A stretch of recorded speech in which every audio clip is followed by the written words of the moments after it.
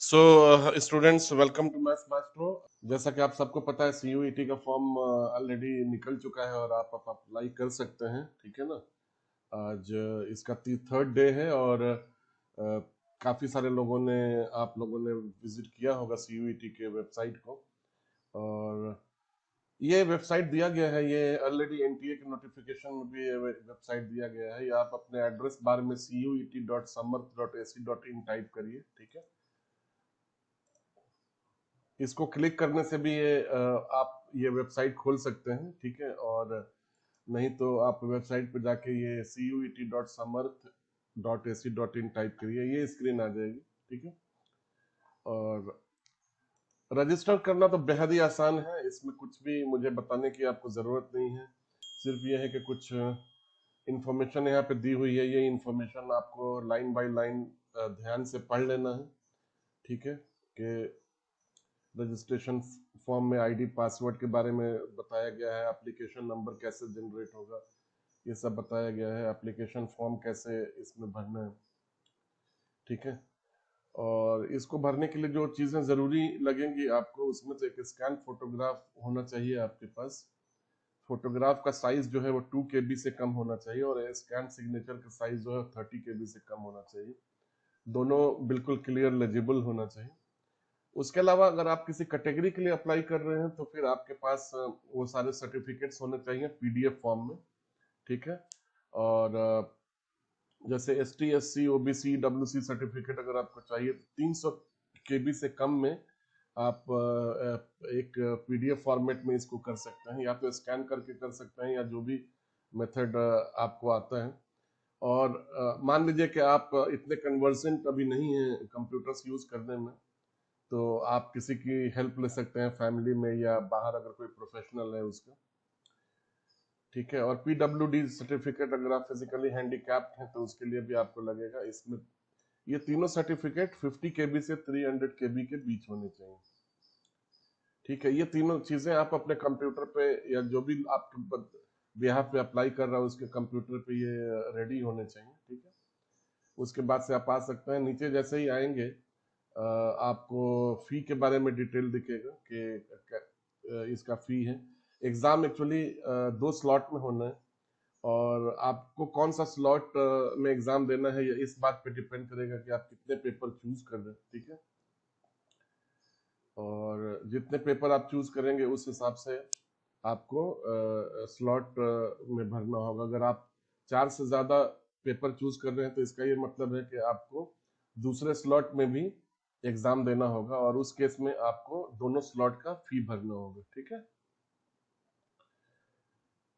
फिर हम आते हैं, इसमें दिया हुआ है अभी तो आप सबको पता है कि बहुत सारे मेथड से फी को पे करने के, net banking, credit card, debit card. और अभी सबसे ज्यादा जो कॉमन हो गया है वो यूपीआई पेमेंट है, जो फोन से आप करते हैं। उसका भी यूज करके आप इसका पेमेंट भर सकते हैं। ठीक है। बाकी कुछ और इन्फॉर्मेशन दी गई है, इसको आप ध्यान से पढ़िए पढ़ने से पहले। ठीक है। और एक जरूरी जो चीज है वो ये है कि CU18 में रजिस्टर करने के लिए या इसमें अप्लाई करने के लिए कोई अपर एज लिमिट नहीं है। तो आपकी उम्र चाहे कुछ भी हो, आप CUET में एप्लीकेशन दे के एग्जाम भी दे सकते हैं। ठीक है। अपर एज लिमिट जो है वो जब रेस्पेक्टिव यूनिवर्सिटीज जहाँ पे आप अप्लाई करेंगे, वो उन्होंने अपने पॉलिसी के हिसाब से जो भी अपर एज लिमिट प्रेस्क्राइब किया होगा उस क्राइटेरिया को आपको मीट करना होगा, तब जाके आप उसके लिए एलिजिबल हो पाएंगे। ठीक है। और इसमें करना है आई हैव डाउनलोड, ये पढ़ना है और देन क्लिक टू प्रोसीड करना है। ठीक है। क्लिक टू प्रोसीड करने के बाद आपसे ये सारा इंफॉर्मेशन मांगेगा। ठीक है। और मैं इसको फास्ट फॉरवर्ड कर देता हूँ, मैं वैसे अब तो भर देता हूँ लेकिन ये इंफॉर्मेशन मैं निकाल दूंगा क्योंकि इसमें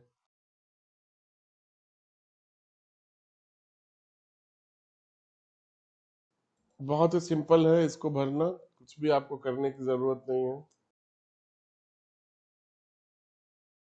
आखिर में आपको अपना पिन डालना है, इसको कैप्चा कोड कहते हैं आमतौर पे। और ये अगर आप चेंज करना चाहें तो कर सकते हैं।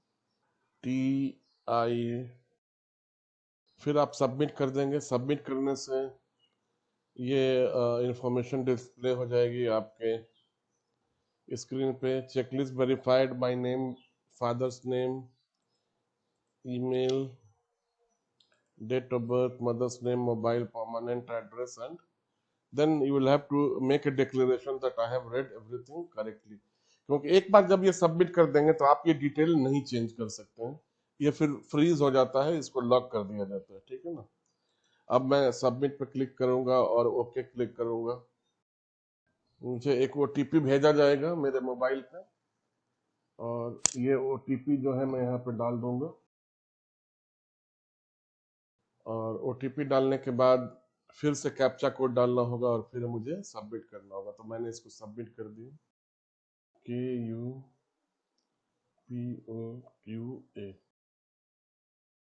ठीक है दोस्तों, तो मेरा रजिस्ट्रेशन हो गया। आप देख सकते हैं कि मैंने खुद मेरे नाम से रजिस्ट्रेशन कर लिया और मेरा एक एप्लीकेशन नंबर ये जनरेट हो गया।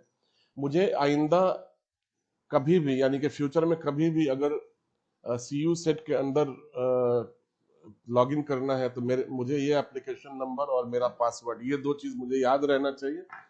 और मैं आपको बोलूंगा कि इसको याद रखने की जरूरत नहीं है, बल्कि आप इसको लिख के रख लीजिए कहीं पे अपने साथ, ठीक है। क्योंकि इसकी जरूरत जब तक पूरा एडमिशन प्रोसेस खत्म नहीं हो जाता तब तक पड़ती रहेगी, ठीक है। अब हम आते हैं कंटिन्यू एप्लीकेशन पे। तो कंटिन्यू एप्लीकेशन में कुछ और चीजें पूछी जानी है, जिसमें फादर्स क्वालिफिकेशन पूछा जाएगा, फैमिली इनकम कितना है, डोमिसाइल स्टेट कौन सा है, are you diabetic, no, place of residence, urban, mode of preparation, self, medium of study in qualifying examination, कौन से लैंग्वेज में आपका मीडियम ऑफ इंस्ट्रक्शन है, कौन से लैंग्वेज में पढ़ाया जाता है, और ये this language will be one of the 13 language in which you are going to write the examination. तो मैं सेलेक्ट कर लेता हूँ कि मेरा लैंग्वेज जो है, मीडियम जो है वो हिंदी है, ठीक है ना। बिलो पॉवर्टी लाइन, मैं तो अभी लोग, are you Kashmiri migrant, no. Award of defence, अगर आप कश्मीरी माइग्रेंट हैं तो यस डाल दीजिए, अगर आप पॉवर्टी लाइन से नीचे हैं तो यस डाल दीजिए, ठीक है। अगर आप इन दोनों में से कोई भी नहीं है तो नो डाल दीजिए। Award of defence personnel, no. Claim of NCC quota, अगर आप एनसीसी कोटा के थ्रू आ रहे हैं तो यस डाल दीजिए, नहीं तो नो डालिए। क्लेम ऑफ स्पोर्ट्स कोटा, अगर आप स्पोर्ट्स कोटा के थ्रू एडमिशन लेना चाहते हैं तो आप यस डाल दीजिए, और नहीं तो फिर आपको नो डालना होगा।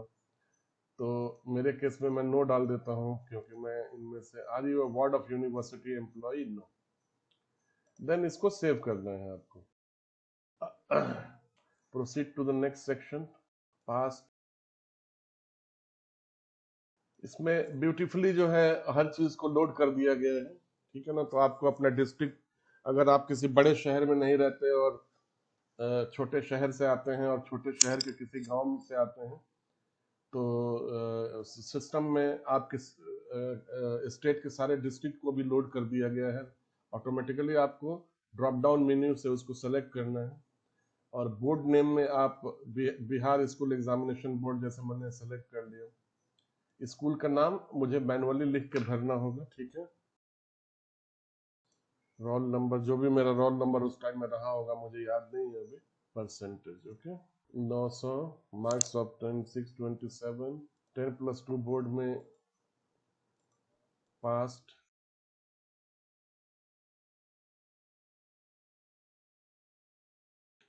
अब आ गया, असल में मैं ये वीडियो सिर्फ आपको ये पर्टिकुलर चीज दिखाने के लिए ही बना रहा था कि आपको कैसे यूनिवर्सिटी और कॉलेजेस चुनना है।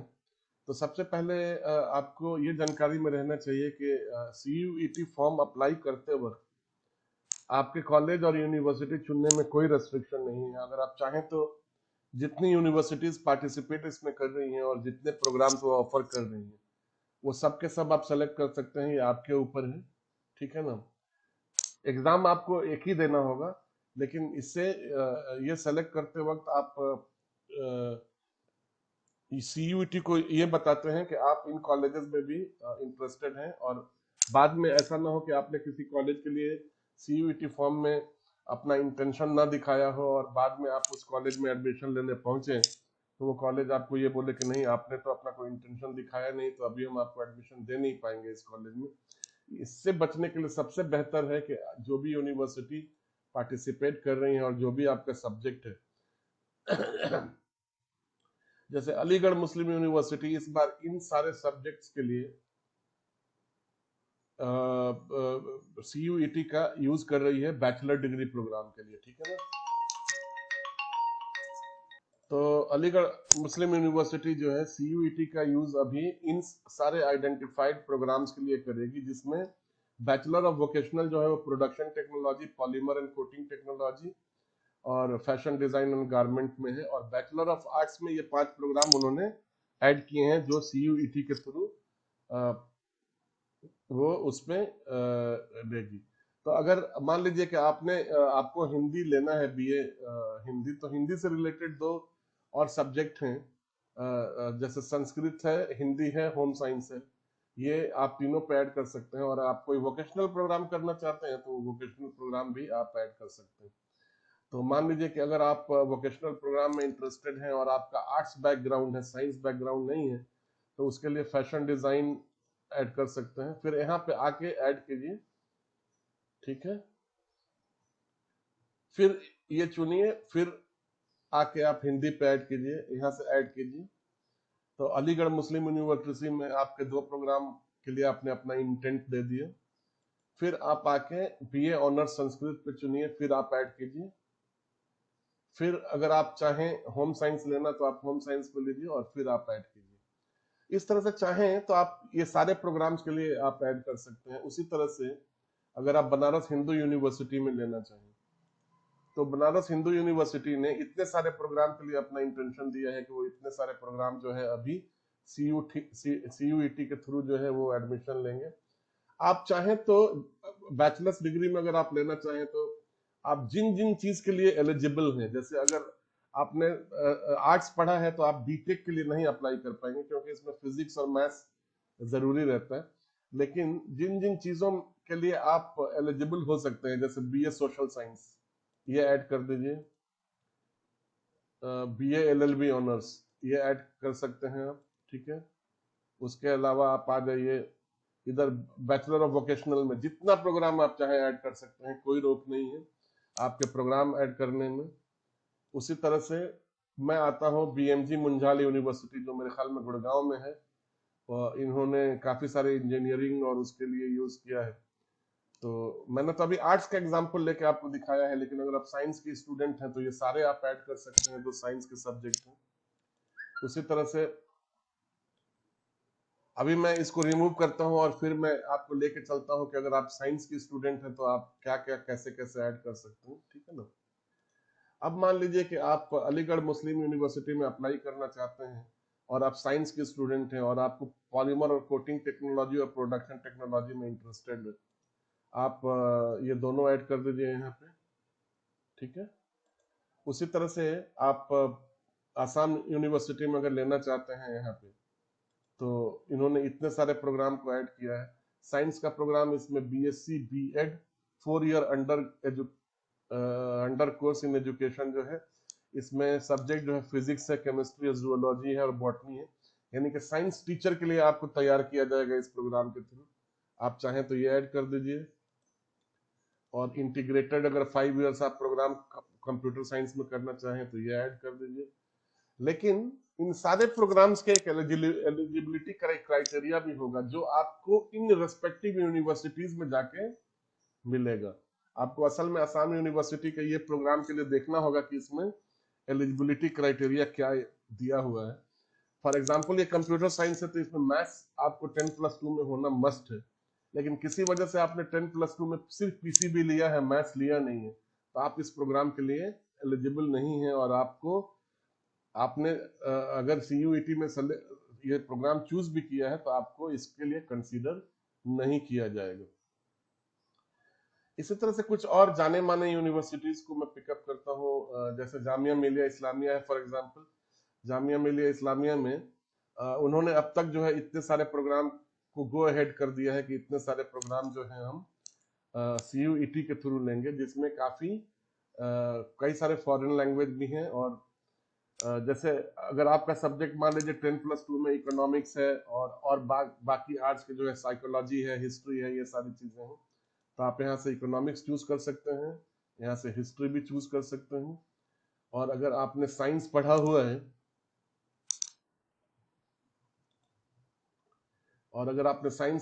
है तो इसमें साइंस में बायोटेक्नोलॉजी उन्होंने ऐड किया है, फिजिक्स ऐड किया है, और एक वोकेशनल प्रोग्राम ऐड किया है, bachelor of vocational solar energy.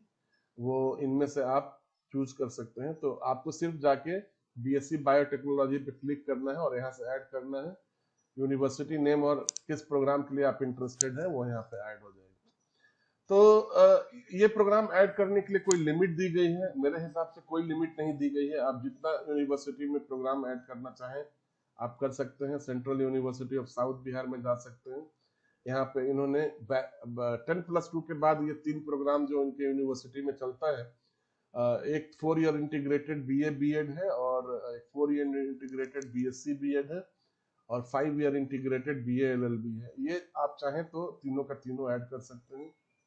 उसी तरह से बनारस हिंदू यूनिवर्सिटी में अगर आप साइंस के स्टूडेंट हैं तो साइंस में इन्होंने काफी सारे program, maths group, biology group, agriculture, dairy, food technology, ये सब के सब आप ऐड कर सकते हैं। वोकेशनल में भी जैसे computer application, agri business, banking and insurance etcetera, you can, if you are from science background, you can do all of that. ठीक है दोस्तों, तो इस तरह से ये बनाया गया है। ये एक्चुअली अभी मैं अपना यूज कर रहा हूँ लॉगिन पासवर्ड आपको समझाने के लिए। काफी सारे स्टूडेंट्स के मन में ये प्रॉब्लम थी शुरू में, लेकिन ये बहुत ही आप कह सकते हैं कि इंट्यूटिव, जो हम कहते हैं कंप्यूटर साइंस की लैंग्वेज में, काफी आसान है इसको चूज करना। बिल्कुल आप कर्सर मूव कीजिए और प्रोग्राम आप चूज कीजिए। Maulana Azad national Urdu university, science के इन्होंने तो ऑलमोस्ट सारे प्रोग्राम इन्होंने डाल दिए हैं बैचलर्स लेवल के इसमें, तो आप इनमें से किसी में भी ले सकते हैं। ठीक है, तो अगर BSc mathematics, physics, computer science choose करना है, जस्ट यहाँ पे जाना है, क्लिक करना, ऐड हो जाएगा ये। ठीक है दोस्तों, तो उसके बाद यहाँ पे हम क्लिक करेंगे, ये हमारा रिव्यू आ जाएगा इसका। फिर proceed to the next section करेंगे तो ये आ जाएगा। अभी इसमें स्लॉट 1 और स्लॉट 2 के दिए गए हैं कि कैसे टेस्ट होंगे। तो स्लॉट 4 में एक लैंग्वेज होगा और 2 डोमेन स्पेसिफिक सब्जेक्ट होंगे। अगर आपने ये दोनों चूज किया है तो आपको दोनों देने होंगे इस स्लॉट में। अगर आपने सिर्फ एक चूज किया है तो एक देना होगा, और जनरल टेस्ट होगा। तो आपके लिए स्लॉट जो है, पहला स्लॉट वो मोस्ट इंपॉर्टेंट होने वाला है, क्योंकि 2 कंपलसरी सेक्शन, सेक्शन 1 और सेक्शन 3 स्लॉट फर्स्ट में ही दिया जाएगा।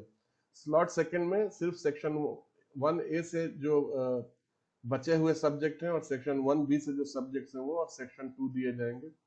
ठीक है, और कौन सा सेलेक्ट करना है वो आप अब यहाँ पे कर सकते हैं। जैसे आपको सेक्शन 1 में एक लैंग्वेज चूज करना है, तो मैंने अपना लैंग्वेज हिंदी भरा था तो मैं हिंदी चूज कर लेता हूँ। ठीक है, तो मुझे हिंदी के विषय से ही, हिंदी के सब्जेक्ट से ही लैंग्वेज में क्वेश्चन पूछा जाएगा। और डोमेन स्पेसिफिक सब्जेक्ट में मैं करना चाहता हूँ मैथमेटिक्स, तो मैं मैथमेटिक्स भर देता हूँ। दूसरा लेना है ये मेरे ऊपर है, हाँ मैं दूसरा लेना चाहता हूँ। क्या लेना है मुझे, तो मैं इंजीनियरिंग ग्राफिक्स ले लेता हूँ। Do you want to apply for the general test section? Yes, I want to apply. और जनरल टेस्ट सेक्शन में भी आप अप्लाई कर लीजिए। अब आता है सेकंड स्लॉट का। सेकंड स्लॉट में आप अगर कुछ लेना चाहते हैं तो लीजिए, आपके ऊपर है। If you want to write multiple exam you can write it. Second section में लैंग्वेज से लेना बिल्कुल जरूरी नहीं है। अगर आपने एक लैंग्वेज ले लिया और आपने एक जनरल टेस्ट ले लिया और आप चाहते हैं कि आपका इंटरेस्ट अब लैंग्वेज में नहीं है, आपको लैंग्वेज नहीं लेना है, तो आप लैंग्वेज लिए बिना आप अप्लाई कर सकते हैं। आपको सीधा जाके यहाँ से चूज करना होगा कि और कौन सा आप देना चाहते हैं डोमेन सब्जेक्ट। तो मैं फिजिक्स देना चाहता हूँ। ठीक है ना, मैथमेटिक्स तो मैंने चूज कर लिया है। और मैं इकोनॉमिक्स और बिजनेस इकोनॉमिक्स भी देना चाहता हूँ। और मैं जो है, अगर साइंस के आप स्टूडेंट हैं तो ध्यान रहे कि साइंस का वो सब्जेक्ट आपके 10+2 में होना चाहिए। ठीक है, तो मैं ये सिर्फ 2 ही सेलेक्ट करता हूँ, मैं और छोड़ देता हूँ। ठीक है, केमिस्ट्री मुझे दिख नहीं रहा, बायोलॉजिकल, हाँ केमिस्ट्री दिख रहा है, मैंने थर्ड केमिस्ट्री भी डाल दिया। और मैं यहाँ पे I hereby declare that I have selected the above करके, और मैं इसको सेव कर सकता हूँ, तो ये सेव हो जाएगा। यहाँ पे नॉट एप्लीकेबल चूज करना है एक्चुअली, क्योंकि मेरा लैंग्वेज तो हिंदी और जनरल टेस्ट यहाँ पे हो गया है, और मुझे किसी लैंग्वेज में इंटरेस्ट नहीं है, क्योंकि मुझे साइंस और ये पढ़ना है। तो मैं ये तीनों सब्जेक्ट को मैंने सेलेक्ट किया और बाकी को नॉट एप्लीकेबल मार दिया। तो जो मेरा सेकंड स्लॉट का एग्जाम होगा उसमें मुझे सिर्फ 3 सब्जेक्ट ही पूछे जाएंगे, फिजिक्स, इकोनॉमिक्स और केमिस्ट्री। ठीक है, यहाँ पे मारेंगे, इसको सेव कर देंगे। ठीक है, तो ये इंफॉर्मेशन डिस्प्ले हो जाएगी, और फिर यहाँ से मैं जाऊंगा proceed to the next section. अब कुछ और सवाल यहाँ पे पूछे जाएंगे। क्वेश्चन पेपर मीडियम, आपको क्वेश्चन मीडियम किस में चाहिए, तो मैं इंग्लिश सेलेक्ट करूंगा। कौन से सिटी में एग्जाम देना है, बिहार, झारखंड, उड़ीसा,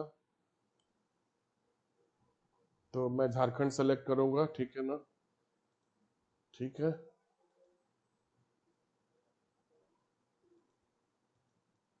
मैं एक और जो है सेंटर सेलेक्ट कर लूंगा, और वो कर लूंगा मैं रांची। और मैं फिर एक सेंटर बिहार से भी सेलेक्ट कर लूंगा, और वो कर लूंगा मैं गया। ठीक है ना, और फिर दूसरा भी मैं गया कर लूंगा, और वो कर लूंगा मैं गोपालगंज। ठीक है, इसको मैं सेव कर लूंगा। ठीक है, अब proceed to the next section जाएंगे, और नेक्स्ट सेक्शन में जाके आपको डॉक्यूमेंट अपलोड करना होगा, अपना फोटो और अपना ये। ठीक है, ये होने के बाद जो है फिर आपको proceed to the next section करना होगा, और वहां पे जाके आपको सबमिट करना होगा। दोस्तों, ये आप जान लीजिए कि जब तक आपने अपना फी नहीं पे किया है और फॉर्म फाइनल सबमिट नहीं किया है, तब तक ये फॉर्म आप मॉडिफाई कर सकते हैं। तो अगर आपके मन में किसी तरह की कोई दुविधा रह जाती है इसको लेके, तो मैं आपको ये बोलूंगा कि आप फॉर्म भर लीजिए, फिर कुछ थिंकिंग इसको दीजिए, कुछ कुछ 2-4 दिन सोचिए कि क्या करना है, और उसके बाद से इसको फाइनल सबमिशन मारिए। क्योंकि एक बार सबमिट आप कर देंगे, फिर आप चेंज नहीं कर पाएंगे कुछ भी, तो बाद में अगर आपको चेंज करना हो तो काफी मुश्किल होगा। और जो एक विंडो खुलती है जिसमें आप कुछ करेक्शन कर सकते हैं, उसमें आपको कुछ लिमिटेड करेक्शन करने की इजाजत दी जाएगी, बाकी आप सब कुछ उसमें चेंज नहीं कर सकते। तो मैं ये बोलूंगा कि आप इसको इतना भरने के बाद एक बार रिव्यू कीजिए, डिस्कस कीजिए अपने दोस्तों में, अपने फैमिली में, कि आपने जो पेपर चूज किया है, जो यूनिवर्सिटी चूज किया है, जो प्रोग्राम्स चूज किए हैं, वो क्या सही है या आप उसमें कुछ बदलना चाहते हैं। जब एक बार आप श्योर होइए, तब जाके आप फॉर्म को फाइनल सबमिट करके आप इसका फी पे कीजिए, और आपको आपका एप्लीकेशन फिर उसके बाद कंसिडरेशन में ले लिया जाएगा। ठीक है दोस्तों, तो बस आज के वीडियो में इतना ही। मुझे उम्मीद है कि आपको ये वीडियो अच्छा लगा होगा, और अपने दोस्तों के साथ शेयर कीजिए। अगला वीडियो में कुछ प्रिपरेटरी क्वेश्चंस आपके लिए लेके आ रहा हूँ मैथमेटिक्स के सब्जेक्ट पे। उसमें 50 क्वेश्चन हम डिस्कस करेंगे, जो मॉडल क्वेश्चन है, यानी कि जो मोस्ट लाइकली एमसीक्यूज हैं सीयूईटी के लिए।